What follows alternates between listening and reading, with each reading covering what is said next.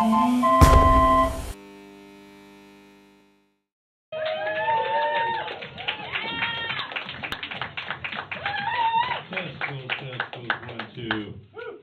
everybody.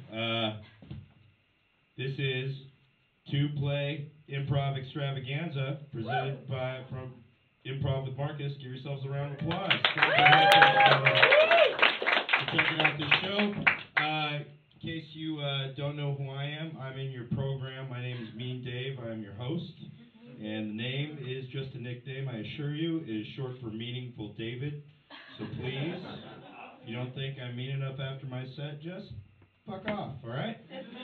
I was asked to do this by a dear friend of mine who has decided to quit hosting this show. You might know him as Jonathan Ott. I like to call him Otter Pops. That's what my friend, yeah, isn't it cute? Yeah, he has a beard now. Some of you know him already. Yeah, he's got a new beard. Isn't that it? Yeah, I agree. Yeah. I have a beard as well. It just means you're lazy. I mean, it's just all it is. But yes, I'm glad to be here because I didn't have a gig tonight. And it's nice to be asked to host something because I don't do improv. I'm a stand-up comedian. People who think that the two are the same thing, as everybody knows, they're not. Anybody who does stand-up knows that, you know, there's sort of like it's like saying that, you know, whales and dolphins are fishes. It's not the same thing. It's not the same thing at all. And my stage name is, again, it's kind of a misdirection of sorts, because people who know me, they know that I'm actually a nice person, which doesn't mean that I'm nice technically. It just means I have manners. Just because I'm polite does not mean that I don't hate your guts and want you to die. All right. Fact is, if you want to see me be mean to you, you can come visit me at my day job. It's not far from here. Small Foods, 522 2nd Street, any Monday through Friday, where I make some of the best sandwiches in San Francisco for some of the worst goddamn people in the financial district. Truly, truly horrible people. Kinds of people that like to come in with their glowing blue and green shoes, making all kinds of money, doing God knows what on the internet. And they come in, order a sandwich, and actually have the nerve to say, "How's it going today?" How the fuck you think it's going, sir? You make 3 of the 6 figures you're making right now ordering this sandwich. And I'm making, 3 of them making it. So that's how it's going, you know. But I can't be that honest with the customer. I have to be charming. And I do work a 12-step program to do that, to change my attitude. So I found a way to be charming to them. They ask, "How's your day going?" I tell them, "Another day closer to death." And I cannot wait for that sweet, sweet nap of eternity that death will someday bring. They say what doesn't kill you makes you stronger, and that's bullshit. What doesn't kill you generally leaves you scarred for life and traumatized. Possibly missing fingers, toes, and limbs. Because what didn't kill you the first time only missed and will eventually hunt you down, find you, and kill you all. That is how death will work. And I don't mind if I die tonight, because I got a lot of shit I got to do tomorrow. And I don't want to do it. Alright? Death is the ultimate procrastination in my book. But the reason I want you guys to come to Small Foods is not for the excellent customer service of Jan Sandwich Maker here. It's mainly because recently we had a company meeting, where we were informed that our spoilage policy has been changed. Spoilage being food that's either expired or sandwiches that are longer than a day old that we aren't able to sell, sandwiches or salads. We're no longer allowed to take them home. We now, they now would prefer that all that food go in the trash rather than into the hungry stomachs of their underpaid employees. So now the Small Food staff has been officially declared lower than garbage. And so this is what I want you to do as a future customer of Small Foods. I want you to go to Small Foods. Again, 522 2nd Street. Any Monday through Friday. It's over there just down the street from the ballpark, just south of Bryant. Go there. I want you to go check out our high-priced goods. Go into the $8 chocolate section, okay? Get some chocolates. Go get some $5 ginger beers, okay? Get some of the iced coffee. Get some of the, order a sandwich. Get a salad. Get as much as you possibly can fit in your hands. And I want you to walk out the fucking store and not pay for a goddamn thing. I want you to rob that place blind. That's what I'm trying to tell you. Every single one of you in this room can do it. We don't have loss prevention. I am the loss promotion.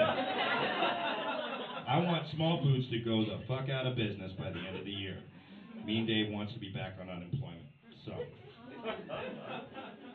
now you think I'm nice? All right. My bosses haven't heard that bit yet. They know I do stand up, and I'm like, yeah, the act's been changed since the meeting. So going in a different direction now. But yeah, again, I'm glad to be here. Glad to see, because I'm curious myself. I got a little taste of what's going on tonight. This is two-person improv, and I'm looking forward to learning more as I host these shows, because I'm told I'm going to get to do this more than once. If I do a good job tonight, we'll see. Seems to be going all right so far. Yeah. The only kind of improv I'm familiar with mostly is people liking to point out what I look like, and that just seems to be the go-to thing and for low-hanging fruit in the stand-up comedy world, or the aspiring stand-up comedy world, I should say. I'm an aspiring stand-up comedian. You might recognize me from shit like absolutely nothing at all. And aspiring comedians, sometimes we are the Jehovah's Witnesses of entertainment. Our jokes go knock-knock, and the audience is like, no one's answering the goddamn door. Aspiring comedian. Come back when we've seen you in something. And fact being, I just want to go down the list so that we can avoid any of this kind of nonsensory. I am not Jesus. I am not Charles Manson. I am not Rasputin. I am not the guitar player from Soundgarden nor the bass player of Metallica. I am not the actor Jimmy Smits with long hair and a beard. I am not Osama bin Laden's courier in the movie Zero Dark 30. I am neither a Mexican Russell Brand, a Mexican Allman Brother, a Mexican Rob Zombie. I just learned the other day, I'm not Mexican Steve Aoki, whoever the fuck that is. If I am wearing a backwards hat, I am not Mexican Silent Bob, a.k.a. Roberto Del Silencio.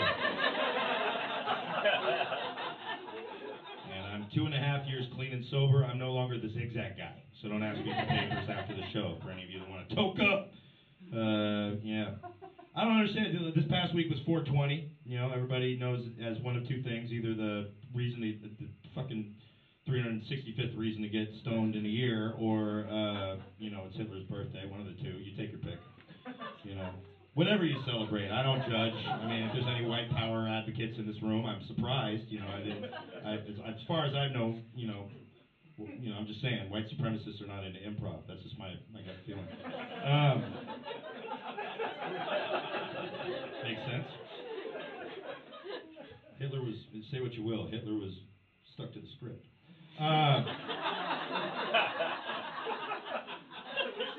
Point being, I don't do drugs anymore. I'm 2.5 years clean and sober. Clap it the fuck up for me. I demand that applause because it's been a boring 2.5 fucking years. All right? Because fact was, 2.5 years ago, I got a second DUI. I got pulled over with a .18 alcohol level and got that DUI. And let me say something for the record. If you get pulled over with a .18 alcohol level and you get a DUI, I do believe you deserve extra credit for pulling over successfully. Because I was driving pretty damn good with a .18. All right? Just, weaving inside the lines and shit. Got some of the best customer service I've ever gotten from the California Highway Patrol in Dublin. 4 stars on Yelp, in my opinion. They let me sit in the front seat, no cuffs. They even played a movie. It was about some guy that was weaving all over the freeway. And I was like, now there's a guy who deserves a DUI. And they're like, that's you, asshole. And I was like, fair enough. So now I don't drive. Now I ride a lot of BART, Barrie Rapid Transit, best public transportation system held together with duct tape and lies. We've all ridden it, And I've ridden BART so much now there's a billboard that stands out when I'm at BART stations that says, suicide is not the answer. Now, billboard is correct. Suicide's not an answer. It's a solution. There's a difference. Suicide's the answer when it's like, how did Steve die? He committed suicide. Now suicide's the answer to a question. Okay? It's just good English. And I'm not saying suicide's the right solution by any means, but I am pro-choice. And if it's your desire to abort your life in the 520th trimester of it, I'm not going to stand in your way. 7 billion people on the planet, okay? And here's the thing. The only reason I bring up that billboard is because it's a condescending response to a rash of suicides that have occurred during commute hours. All right? Basically, the billboard is trying to say, look, if you're going to kill yourself, please don't kill yourself here. People are trying to get to work on time. If they really want the billboard to be effective, they should list other forms of suicide that you could do in the privacy of your own home. So that way, everybody's happy, all right? You end it all, people get to work on time. That's what matters. And if you are the kind of person, though, who is like, I got to end it all and make a shit ton of people late for work, going to go jump in front of a moving BART train today, show everybody what I'm made of, literally. You get to the BART station, and this billboard's like, hey, buddy, suicide's not the answer. Call this hotline. And you're like, this billboard's making a lot of sense. I think I'm going to call this hotline. Change my mind. The irony is, you should probably jump in front of a moving BART train if advertising has that easy an effect on you. We don't need you if you're that easily swayed. Stick to your convictions. The first guess on an SAT test is usually the best one. In other words, jump. And that's not a joke advocating suicide by any means. That's a joke only advocating suicide if you're a dumbass. That's the point. All right? Might find that joke in bad taste. I've received criticism about it. It's insensitive. Matter of fact, the best criticism I got was from a 6'5", 350-pound white dude in camouflage shorts and a camouflage hat in Concord. Performed that joke, hosting a show just like this, and the joke got nothing. And the gentleman came up to me and said, hey, buddy, I need you to promise me something. I said, what? He goes, I need you to promise me I'm not going to hear another suicide on BART joke for the rest of the night. My buddy was the guy who jumped in front of the BART train in Pleasanton 2 months ago. I said, I know exactly how you feel, man, because my joke died tonight, too. I think we're even. All right. And that's my time. Both of them go out on